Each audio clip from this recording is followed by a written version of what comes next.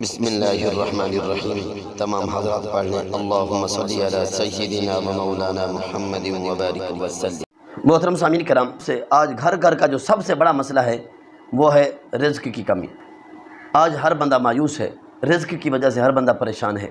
محترم سامعین کرام، ایسا عمل بتانے لگا ہوں، ایسا وظیفہ، ایسا عمل بتانے لگا ہوں جو بے روزگار ہیں، روزگار ملتا نہیں ہے، روزگار کی تنگی ہے، گھر میں بے برکتی ہے، انشاءاللہ اللہ کے 3 صفاتی ناموں کا یہ وظیفہ کر لیں، انشاءاللہ اللہ رب العزت تمہارے گھر میں روزی کو فراخ کر دے گا، بے برکتی دور فرما دے گا، اللہ رب العزت کسی دنیا دار کا محتاج نہیں کرے گا۔ وظیفہ یہ ہے، سب سے پہلے یہ ہے کہ اللہ رب العزت کا یہ نام یا وہاب، یا وہاب، یہ اللہ رب العزت کا نام ہے، اس کا معنی ہے اے عطا کرنے والے۔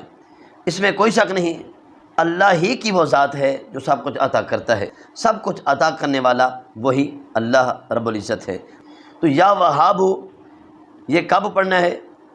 نماز چاشت کے وقت، جب آپ نے چاشت کے 2 نفل پڑھنے ہیں، دوسری رکعت کے آخری سجدے میں، دوسری رکعت کے آخری سجدے میں آپ نے 40 مرتبہ یا وہاب یا وہاب یا وہاب، یہ 40 مرتبہ آپ نے پڑھنا ہے۔ اللہ پاک انشاءاللہ غفور رحیم ہے، اللہ رب العزت رزق کی تنگی دور فرما دے گا۔ اور دوسرا عمل یہ ہے یا رزاق، اللہ رب العزت کا دوسرا نام، دوسرا صفاتی نام یا رزاق۔ اس اسم کو، اس نام کو کب پڑھنا ہے؟ نماز فجر سے پہلے، فجر کی نماز پڑھنے سے پہلے اپنے کمرے کے، اپنے گھر کے چاروں کونوں میں 10 مرتبہ آپ نے پڑھنا ہے یا رزاق یا رزاق یا رزاق، اس طرح 10 مرتبہ آپ نے پڑھنا ہے، اور ہر کونے کے اندر یہ پڑھنا ہے۔ تو یاد رکھیں، اول و آخر درود پاک بھی 3 مرتبہ پڑھ لیں۔ تیسرا اللہ رب العزت کا صفاتی نام یہ پڑھیں یا باسط، اے رزق کو فراخ کرنے والے۔ اس میں کوئی شک نہیں، اللہ ہی کی وہ ذات ہے جو رزق کو فراخ کرتا ہے، رزق کو کشادہ کرنے والا، رزق کو فراخ کرنے والا، یہ میرا رب ہے، وہ کریم ہے۔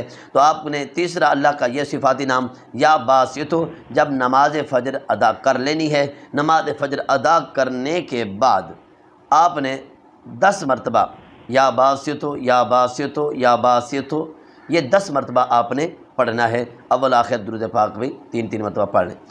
اللہ کے ان تینوں صفاتی ناموں کا باقاعدگی کے ساتھ عمل کریں، یہ وظیفہ باقاعدگی کے ساتھ پڑھیں۔